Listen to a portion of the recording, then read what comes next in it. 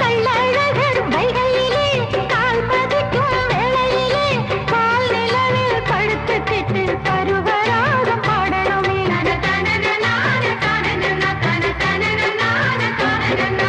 சொக்கனுக்கு பக்கத்திலே சோடி என்று வந்தவளை நூல் புடவையில் ஒளிஞ்சுக்கிட்டு நினைச்ச தாளம் போடணுமே.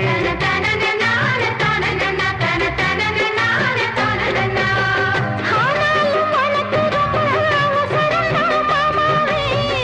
ஒன்னாக கூடும்போது ஊர் முழுக்க காக்காதா.